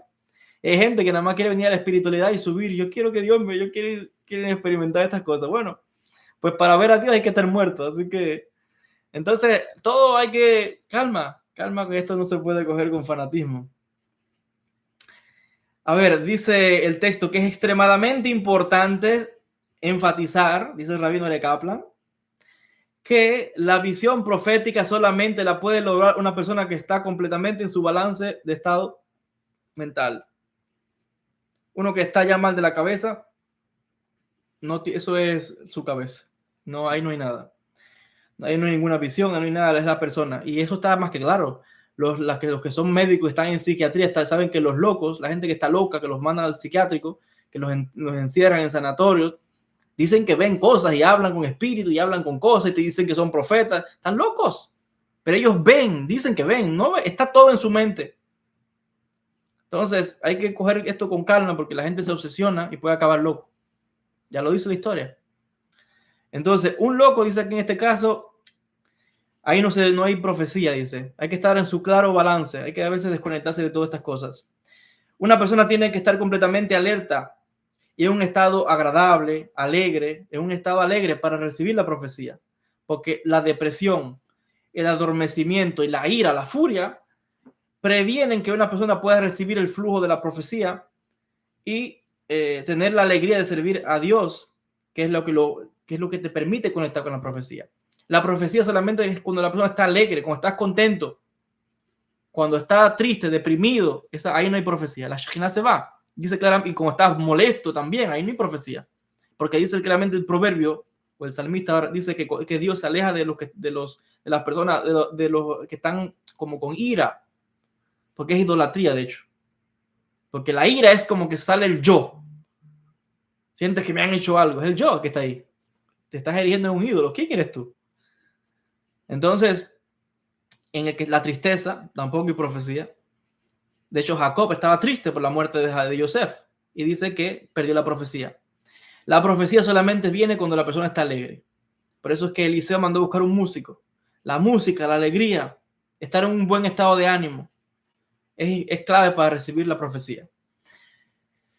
Párrafos finales. Dice lo siguiente. La habilidad de mantener el balance es, por tanto, esencial para la experiencia profética en sí misma, porque la experiencia profética puede ser, de hecho, muy aterradora en sí misma. Cuando comienza el profeta a recibir, a entrar en el trance profético, es algo que lo sobrecoge completamente. Y dice que sus sentidos físicos dejan de operar. Tú dejas de sentir tu cuerpo. La persona no siente el cuerpo. Usted lo pueden poner en el invierno un bloque de hielo. Si está en estado de trance, no siente el frío, no siente el fuego, no siente nada, porque ya es un nivel muy elevado cuando estás en ese trance. Dice, sin embargo, él se da cuenta de que está teniendo una experiencia espiritual, o sea, la persona se va dando cuenta poco a poco y que está totalmente siendo como imbuido, rodeado de Dios. Percibe todo con total claridad y todo lo que ve y escucha se le queda en su conciencia. Finalmente, en el caso de la mayoría de los profetas, esta información va al centro de los sueños que le da a él las imágenes que necesita del mundo físico para poder describir la experiencia. Y entonces, luego de que ya recibió y ya tiene este mensaje, pues bueno, él regresa a su estado de conciencia normal y cuenta el mensaje, ¿no? Lo que ha visto, lo que ha experimentado, qué fue lo que sintió. pero es algo que poco a poco la persona va entrando en un estado y uno siente que se está yendo, y el cuerpo puede empezar a temblar. Porque dice Abulafia, habla de eso, que es como un jinete, es como un espíritu que cabalga, dice Abulafia, cuando entra la profecía. La persona empieza a temblar y siente como una cosa que le entra y le recorre como una electricidad, como quien lo ungen con aceite. Así dice Abulafia en la obra Hayeja Olam Haba, que voy a dar la conferencia el domingo sobre eso, este domingo en mi escuela. Entra como una energía que lo está ungiendo y la persona siente que se está zafando del cuerpo, pero es consciente y entonces ve cosas, escucha cosas y el cuerpo queda ahí, pero es como otra conciencia que entró en ese momento. Y pues sencillamente luego la persona cuando vuelve en sí, pues puede ser que dé el mensaje, ¿no? O los que estuvieron allí escucharon lo que él dijo también. Eso es muy importante, enfatizar esto. Ahora, el rabino da un preludio para la visión del profeta Ezequiel. Eso lo vamos a explicar en la próxima clase. Pero él dice lo siguiente: después de haber explicado cómo es todo el mecanismo de la profecía, es todo lo que hemos explicado ahora, dice, comenzamos a hacer un análisis de la visión de Ezequiel. Una de las preguntas del Zohar es, ¿por qué Ezequiel reveló todo lo que está ahí en esa profecía? En el capítulo 1 de Ezequiel. Dice, él fue privilegiado de ver el Maaseh Merkabah, como muchos también antes que él. Pero los anteriores a Ezequiel no tenían permiso para revelar por escrito lo que Ezequiel reveló. De hecho, la pregunta es, ¿quién le dio a Ezequiel el permiso para poder poner eso por escrito? Algo que no se había hecho hasta antes. Esa es una pregunta que hace el Zohar. De hecho, encontramos en el Talmud que está escrito, dice el Talmud, que todo lo que Ezequiel vio, Isaías también lo vio. Y antes que Isaías, todos los demás profetas. Así que cuando vemos que la visión de la Merkabah de Ezequiel, bueno, todo lo que Ezequiel vio también lo vio Isaías y lo vieron los demás profetas. Solo que la diferencia está que Ezequiel escribió en un detalle que los demás no escribieron. Isaías escribe algo, porque Isaías dice también, yo vi a Dios sentado en un trono, tal, pero la descripción que hace Ezequiel es muy importante, porque ahí están todos los secretos de la profecía. Dice lo siguiente: además, sabemos que los israelitas, todo Israel, visualizó a la Merkabah cuando estaban al cruzar el Mar Rojo, el Yam Suf, y también en el monte Sinaí, 2 veces. Todo el pueblo de Israel vio a la Merkabah. Todo el pueblo de Israel vio a la Merkabah 2 veces en acción. Cuando fue a cruzar el Mar Rojo y cuando estaba en el monte Sinaí. Se les mostró el mismo sistema a través del cual Dios trajo el universo a la existencia y continúa interactuando con él. Sin embargo, Ezequiel fue el único al cual lo describe con lujo de detalles. Y de acuerdo al Zohar, dice que fue absolutamente necesario que Ezequiel se le mostrase cada detalle de la Merkabah y que se lo comunicase a sus contemporáneos. ¿Por qué? Porque si no lo hacía, se iba a perder. Íbamos a perder ese conocimiento y no podríamos recuperarlo jamás. Recuerden que para la época en que Ezequiel escribió la visión de la Merkabah, el pueblo judío ya estaba en el exilio en Babilonia. Los babilonios habían venido y habían arrasado con Jerusalén, destruido el templo, se llevaron cautivos a la gente, mataron a muchos sabios. La profecía, los secretos de la Cábala estaban en peligro de perderse y hubo necesidad de escribir esto en lujo de detalles. Esa es la diferencia con Ezequiel y los demás. Antes de esto, Jerusalén no estaba conquistada. Estaba todos los reyes, estaban muy bien todo, pero con aquí fue terrible, destrucción del templo, arrasaron con todo, las 10 tribus del norte arrasaron, desaparecieron, terrible. Como mismo en la época del segundo templo, fue necesario escribir el Zohar, fue necesario escribir todo esto, la Torah oral, incluso todo fue porque estaban matando a los sabios. Recuerden que antes era todo oral. Y una persona se convierte en como una biblioteca andante. En otras palabras, con tanto que uno estudia, es como una biblioteca andante. En el momento en que esa persona muere, con él también mueren todos esos conocimientos, todos esos libros, toda esa sabiduría milenaria. Entonces hubo necesidad de escribirlo, porque estaban matando a los sabios. Si no, se hubiera perdido. De hecho, yo estoy consciente que muchas cosas se han perdido. Muchas cosas se han perdido. Es por esta razón que el primer capítulo de Ezequiel es llamado Maaseh Merkabah, la disciplina del carruaje. ¿Quiere leer algo de Maaseh Merkabah? Lee el capítulo 1 de Ezequiel. Esos detalles no son solamente descriptivos, sino que están revelando el sistema completo a través del cual Dios dirige el universo. Y además, ese capítulo 1 de Ezequiel, escuchen esto ahora, contiene las técnicas meditativas para entrar en contacto con la Merkabah, para lograr ese estado espiritual y esa misma experiencia que Ezequiel. Voy a repetirlo. En el capítulo número 1 de Ezequiel están codificadas las técnicas para entrar en contacto con la Merkabah y para tener la misma experiencia que él tuvo. De acuerdo a los Mekubalim, de acuerdo a los cabalistas, oculto, porque no está a la vista, oculto en el primer capítulo de Ezequiel se encuentra la metodología, los métodos, los pasos necesarios a seguir a través del cual todos los profetas, todos, Jeremías, Yirmiyahu, Isaías, todos los demás. Ahí está oculto en el capítulo 1 de Ezequiel todas las técnicas, toda la metodología a través del cual todos los profetas lograron la profecía. Contiene las llaves de todos los secretos de la profecía y casi los secretos de toda la cábala también. Por tanto, dice el rabino, es importante que estudiemos esa visión del capítulo 1 de Ezequiel. Y ahí vamos a hacer la pausa. Vamos a parar aquí porque eso lo vamos a estudiar en la próxima clase. Vamos a estudiar el capítulo 1 de Ezequiel y vamos a decodificar, vamos a revelar públicamente esas llaves, que tampoco es que no hay que ocultar nada.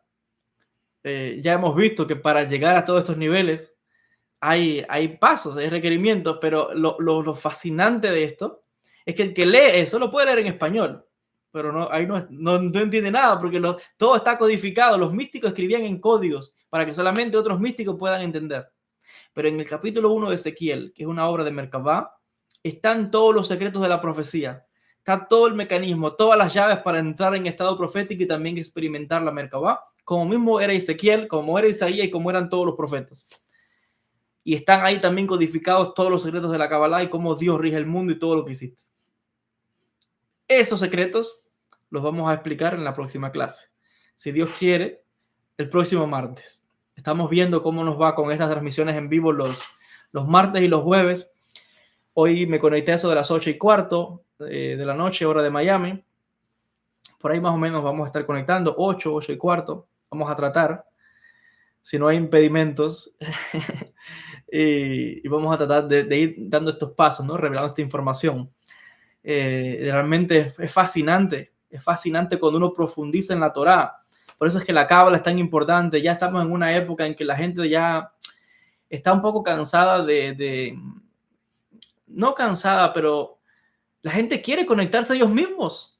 Las personas quieren tener estos conocimientos. Cuando las personas hablan la Torá, el Tanaj, la Biblia, ya están hartos de que venga cualquiera a darle un mensaje, el otro a interpretar y tal, no sé qué.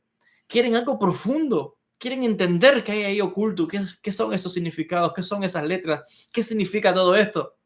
Por eso es que la cábala decodifica toda esta información, decodifica todos estos mensajes. La persona puede degustar también de ese pastel, ¿no? De ese cake, y puede también sentir, degustar de la energía divina en su vida, de la Shejinah. Una persona que está conectada con lo espiritual es una persona que se le ve la alegría a esa persona, se le ve la motivación, se le ve la sonrisa, se le ve la alegría en un estado de deleite muy grande. Y esa persona, te decía, ese estado es un estado muy especial, y eso es lo que nos permite la Kabbalah, que aún a pesar de las dificultades, como decíamos ahorita, ni cuando las cosas van bien, ni cuando las cosas van mal, la persona ya está en un nivel que sencillamente no es que no le importe el mundo, que no le importen las cosas, pero sencillamente es como que está anestesiado, ¿no? De las adulaciones y anestesiado también de las críticas. La persona está enfocada, lo único que hay en su mente es Dios y nada más, la divinidad, el Ein Sof. No importa lo que digan, no importa que se burlen. La mayoría de la gente que hablan por ahí son ignorantes, la mayoría de la gente que se está burlando, habla tonterías. Estamos hablando aquí de un estudio profundo, serio, lógico, coherente. Y bueno, este es el objetivo quizás de esta serie de vídeos. Y bueno, Besrat Hashem, vamos a revelar todo esto en la próxima clase. Sí, no sé si hay alguna pregunta. Alguien quiere hacer 2 o 3 preguntas antes de finalizar. Recuerden que la conferencia que voy a estar impartiendo este domingo a las 2 de la tarde, hora de Miami, sobre Rabbi Abraham Abulafia, el padre de la cábala profética, un estudio, un análisis de la influencia del Sefer Yetzirah en los secretos del nombre de Dios, Yud-Hei Vav-Hei, en la obra de Abulafia, Hayei Haolam Haba, la vida del mundo venidero. Ese libro es un manual de cábala profética, uno de los pocos manuales que llegaron hasta nosotros, porque la mayoría de los libros proféticos de Abulafia se perdieron. Y en mi investigación, yo pienso que eso no es casualidad. No es casualidad que la mayoría de los libros de Abulafia se perdieron relacionados con la profecía, porque tenemos muchos otros. Todos esos libros que ustedes ven aquí, ahí en azul, todos son libros de Abulafia. Esos libros en azul son todos de Abulafia. Pero ahí solamente hay 2 o 3 de cábala profética. La mayoría de los libros de la cábala profética de Abulafia se perdieron. Y yo pienso que eso no es casualidad. Entonces yo pienso que o se perdieron o los ocultaron. O todavía hay algunos que estarán ocultos, porque esos libros se han encontrado en manuscritos. Esos libros los vino a encontrar el profesor Gershom Scholem, que se fue por todas las universidades de Europa, que se fue por las colecciones privadas, que se fue por los que tenían manuscritos privados y empezó a recopilar muchos manuscritos de cábala. El profesor Moshe Idel, que es también el considerado experto en la cábala de Abulafia a nivel mundial, en el mundo religioso y no religioso, porque yo conozco rabinos que son cabalistas, que son eminencias en Israel, que van a consultar al profesor Moshe Idel para preguntarle cosas de Abulafia. No conozco a nadie en el mundo que haya escrito más libros sobre Abulafia que ese hombre. Yo tengo porque estoy preparando una tesis, de hecho, ahora mismo para la universidad sobre Abulafia. Y la cantidad de libros que estoy adquiriendo de ese hombre sobre la cábala de Abulafia, nada se repite, todo es información nueva, un análisis profundo. Entonces, este domingo voy a estar dando esa conferencia sobre Rabbi Abraham Abulafia y ese texto, Hayei Haolam Haba, que es un manual de cábala profética. Voy a estar revelando algunos aspectos relacionados con digamos que los secretos del nombre de Dios según el Sefer Yetzirah, la influencia en Abulafia, todo esto lo vamos a ver ese día, domingo 2 de la tarde. Y se pueden inscribir en la escuela online, joelbenjavi.org. Ahí va a ver, entra a mi página web, escuela online, va a clic ahí, hace su cuenta de estudiante y el día de la conferencia inicia sesión, va y ahí va a encontrar el link para unirse por Zoom. La conferencia va a quedar grabada, etcétera. Y todos los meses estamos teniendo conferencias en vivo por Zoom, donde también puede hacer preguntas, temas que quizás no se pueden hablar públicamente, se están compartiendo por ahí. Y bueno, vienen muchos conocimientos y información, Dios mediante, Besat Hashem. En el caso de Abulafia, voy a decir muchos libros que se han perdido, yo creo que no están perdidos, o están enterrados, o es probable que alguien los tenga algunos, no creo que nadie los tenga todos, es imposible, pero alguien debe tener por ahí algún fragmento, o a lo mejor andan perdidos por ahí en alguna librería privada, en alguna colección privada. Sabemos que el Vaticano tiene manuscritos de Abulafia. No están ocultos, se pueden consultar. Yo tengo algunas copias de esos manuscritos. Pero el Vaticano con manuscritos de Abulafia, ¿para qué quiere el Vaticano manuscritos de Abulafia? Entonces, es muy interesante. Igual que con las obras de Rabbi Moshe Chaim Luzzatto, el Ramjal, que es tan grande, pero realmente la cábala profunda del Ramjal, de Luzzatto, no la tenemos, porque le obligaron a ocultarla y tuvo que enterrarla en un baúl. No sabemos dónde está. Ahí revelaba cosas, todo lo que los ángeles le revelaban a Luzzatto. Entonces se ha perdido también. Hay muchos manuscritos que están perdidos, entre comillas, que un día aparecerán, como el Zohar, que supuestamente estuvo perdido por casi 2000 años y apareció en el siglo XIII en España. Entonces, hay libros que solo Dios sabe cuándo saldrán a la luz. Hay muchos misterios. Voy a tomar 2 o 3 preguntas y con eso vamos a cerrar el día de hoy.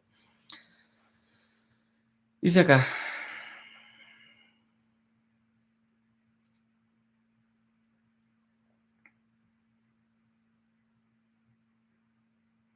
Maestro, ¿a qué se refiere cuando hablan del pan de la vergüenza? El pan de la vergüenza lo trae el rabino Aryeh Kaplan en sus libros. Y él dice que el pan de la vergüenza es cuando una persona, ya lo dice, le entregan algo que no trabajó por eso. La gente que cree que todo es gratis, que nada cuesta, y que pide, no, que alguien me enseñe, pero yo dámelo todo gratis. No, eso se llama pan de la vergüenza. El que piensa que todo se lo merece sin esfuerzo, sin trabajar. Es como estaba Adán. En un primer inicio, lo recibía todo. No tenía que hacer nada. Pero después que lo expulsaron, le dijeron, vas a tener que trabajar por el pan con el sudor de tu frente. Vas a tener que ganarte el pan. Pero antes el pan de la vergüenza. Vergüenza porque es como esa gente que piensa que todo es gratis. Tú no tienes vergüenza y encima estás pidiendo que todo es gratis. Pedir que todo es gratis es no reconocer el esfuerzo, que todo cuesta dinero. Todo cuesta dinero para tú hacer algo, para publicar un libro, para hacer una charla, para dar una conferencia. Todo lo que hay que pagar. La gente cree que todo es gratis y que todo lo merece de gratis. No, todo cuesta dinero. Si a esa persona le costó un esfuerzo, pues él también tiene que costar un esfuerzo. Para comprar un libro, por ejemplo, pan de la vergüenza sería que yo fuera a una librería y diga, regálame el libro porque me lo quiero llevar. ¿Tengo dinero? No tengo dinero, dámelo así mismo. No, eso sería yo un desvergonzado, porque ese libro costó dinero hacerlo, miles de dólares. Entonces se hace y se vende un precio porque hay que recuperarlo. Y aún cuando tú quieras dar algo de gratis, es imposible hacerlo de gratis, porque si yo, por ejemplo, de que escribo un libro, pues, si tú quieres que el libro llegue a miles de personas por el mundo y distribuirlo en librerías, en editoriales, eso cuesta miles de dólares. Entonces, aunque la intención fuera darlo de gratis, imposible, hace falta dinero para poder editar, tinta, impresora, electricidad, trabajadores, distribución, envíos por el mundo. ¿Dónde sale? ¿Cómo se hace todo eso? Todo cuesta dinero. Entonces, que alguien dice, ven y dámelo de gratis, se llama pan de la vergüenza, no reconocer el valor o el esfuerzo que hizo otro y a la persona le importa poco.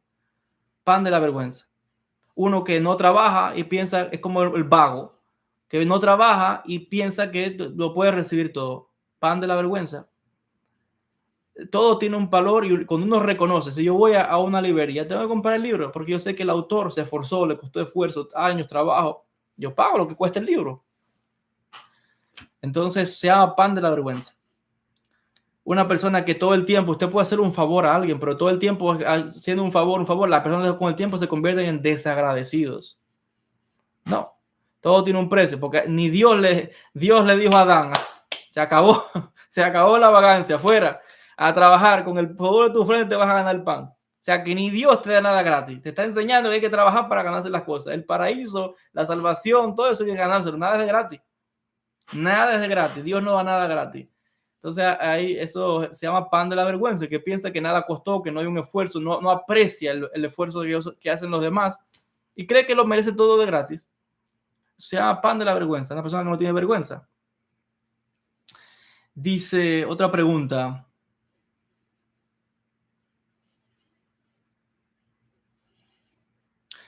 Como estudiante de hebreo, ¿qué consejo podría dar para aprender más rápido, estimado maestro?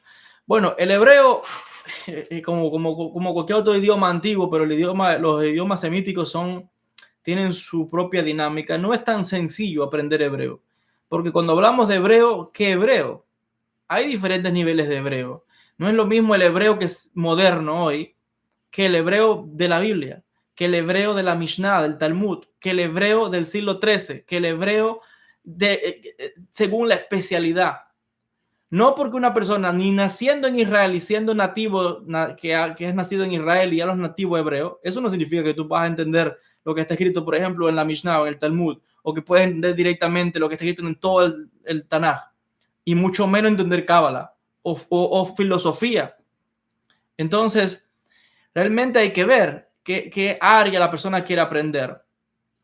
Porque, por ejemplo, vemos que el hebreo varía, como los idiomas varían, no son iguales.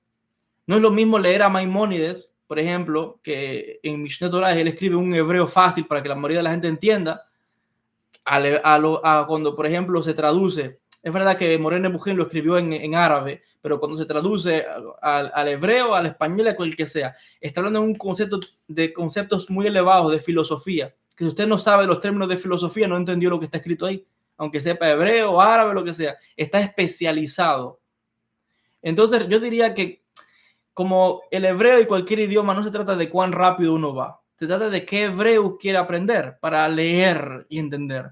Y aún sabiendo hebreo, digo, requiere años y no se acaba nunca de decir yo lo sé todo. Porque cuando uno sabe la dificultad que hay para traducir ciertos términos del hebreo a otros idiomas, es un dolor de cabeza. A veces vemos que la Biblia, ¿verdad? O la Torá está traducida al español o a otro idioma. Y pensamos que todo está traducido. No es cierto.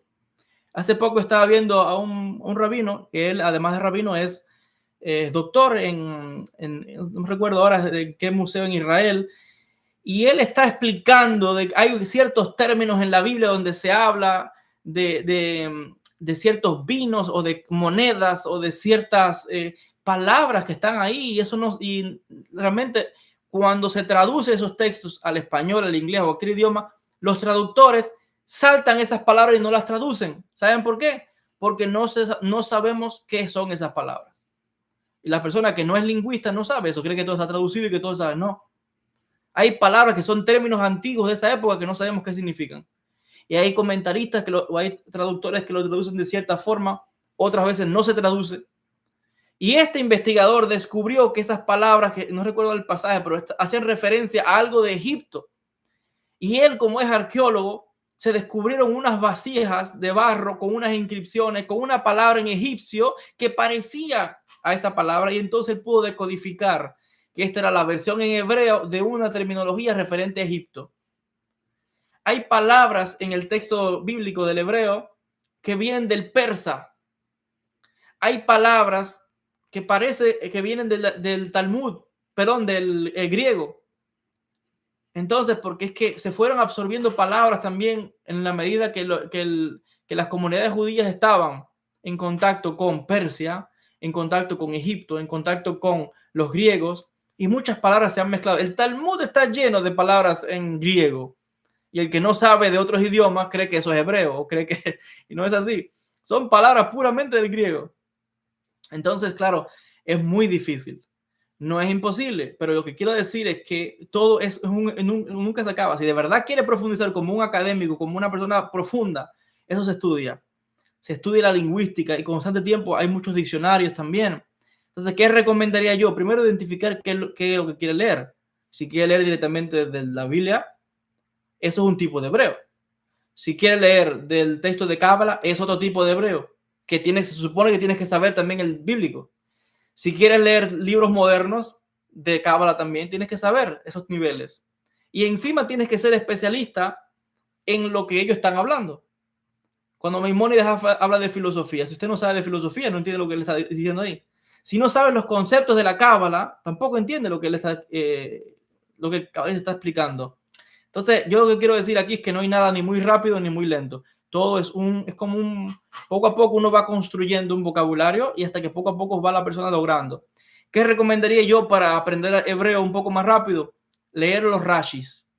Yo recuerdo en la yeshiva, los chicos americanos que iban a la yeshiva, captaban más rápido leyendo Rashi. Yo les recomendaría comprar la Torá con los comentarios de Rashi. Y esos comentarios de Rashi te dice, están las letras en hebreo y la traducción al español o al inglés o el idioma que hable la persona. Entonces, leyendo Rashi, vas a poder decodificar el hebreo bíblico.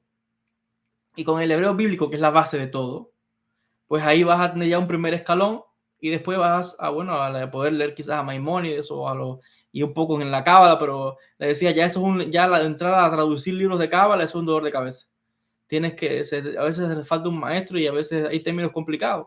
Yo recuerdo perfectamente, y el que ha estudiado en una yeshiva lo sabe, que aún rabinos que llevan toda una vida, 30, 40, 50 años, en una yeshiva, enseñando todos los días Talmud, hay veces que yo recuerdo a mis rabinos se paraban a ir a preguntarle a otro rabino cómo traducir ese término que estaba en hebreo y en arameo. Y son rabinos ya ancianos de experiencia y tenían que ir a consultar con otros, porque lo que quiero decir es que el mundo judío es muy intelectual. Y ahí por ejemplo, un cabalista que es súper difícil es Ramjal, Luzzatto. De hecho, muchos lo llaman, en Israel lo llaman el padre del hebreo moderno realmente. No es Yehuda el que supuestamente revivió el hebreo, que es otra historia. El hebreo siempre ha existido y siempre se ha hablado entre los sabios, siempre ha escrito en hebreo. Luzzatto se considera el padre del hebreo contemporáneo, y leer a Luzzatto en Israel te vuela el cerebro, porque Luzzatto escribe un hebreo tan floreado, tan elegante, tan poético, que usa unas metáforas, un estilo de hebreo que es increíble. Y a nativos les cuesta entender a Luzzatto, si es que lo entienden, si acaso, es muy difícil. Entonces, ¿cómo aprender hebreo? Yo diría empezar con Rashi, comprar el comentario de la Torá que tenga los Rashis y empezar a leer los Rashi. Ahí vas a aprender hebreo, y con un diccionario. Ahí yo lo que aconsejaría. Una pregunta final y vamos cerrando ya porque llevamos 2 horas. Bueno, 1 hora y 40. Dice...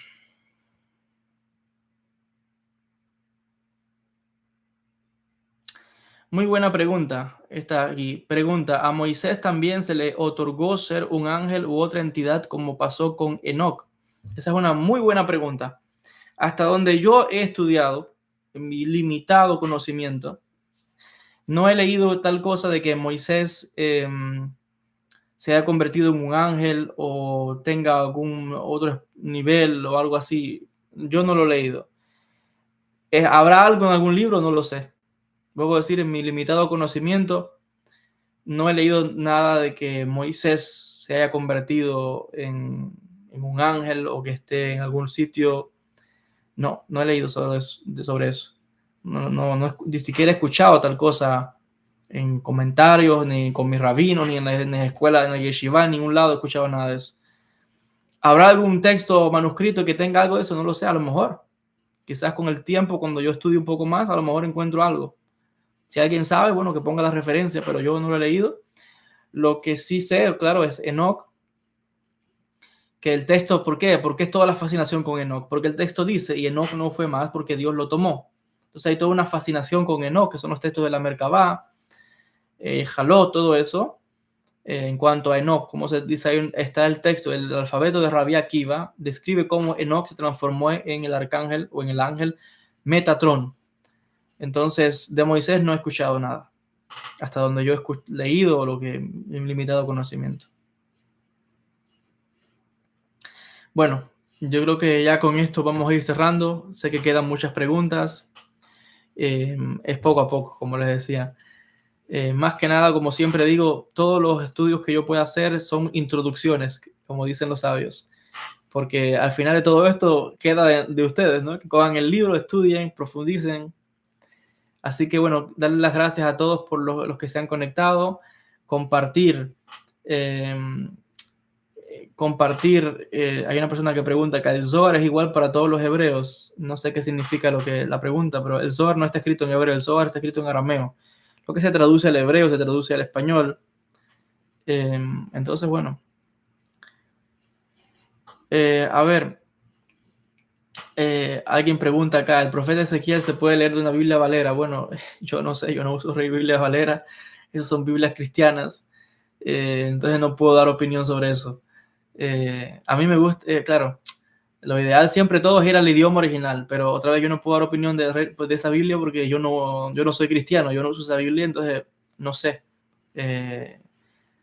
Sí he escuchado de todos, ¿no? Los cristianos, los hermanos cristianos tienen enfrentamientos unos con otros porque en las Biblias de cada uno son diferentes. Entonces, por eso es que el hebreo no hay esa disyuntiva. Entonces yo no puedo hablar de esa Biblia porque yo no uso esa Biblia. Yo voy directamente al Tanaj. Entonces no sé de esa Biblia. Bueno, les decía, gracias a todos los que se han conectado. Recuerden que mañana viernes comienza también un congreso de Cábala por 3 días, viernes, sábado y domingo, organizado por el profesor Mario Sabán. Y yo voy a estar dando una conferencia el domingo a las 10, es en el bloque de las 10 a las 12, de 10 de la mañana a 12. Yo voy a dar una conferencia sobre Abraham Abulafia, el Tikkun y la Cábala como camino de unión. Ese va a ser en ese congreso de Cábala, comienza mañana viernes. El domingo tengo yo una conferencia ahí, y ese mismo día, domingo, a las 2 de la tarde, hora de Miami, Florida, voy a dar la conferencia sobre Abulafia y los secretos de Hayeha Olam Haba desde mi escuela online. Todavía puede inscribirse. Así que bueno, espero verles. Y si Dios quiere, nos vamos a ver el próximo martes. Van a seguir más videos. Los videos van a seguir saliendo cada día, como siempre. pero ya son videos que están grabados. Pero así en vivo, si Dios quiere, martes y jueves, 8 de la noche. No sé hasta cuándo vamos a continuar con esto, porque hay veces que tengo tantas responsabilidades que a veces el tiempo no me permite. Yo no descanso, es día y noche todos los días. Estudio, trabajo, muchas cosas que hago. Pero bueno, si tenemos ahora esta oportunidad, voy a tratar lo más que pueda, siempre que se me permita las circunstancias, pues hacer estas transmisiones en vivo martes y jueves, 8 de la noche aproximadamente, hora de Miami. Gracias a todos por la atención, muchísimas bendiciones. El que pregunta por los códigos sagrados son ciertos, hay muchos misterios en la Torá. Toda la Torá es un gran nombre de Dios. De hecho, son muchos códigos que hablan de un solo nombre. Bendiciones a todos. Compartan los vídeos, dejen like y gracias a todos por conectarse. Espero haber pues compartido un poquito más de esa luz espiritual a cada uno de ustedes. Gracias. Bendiciones a todos. Shalom.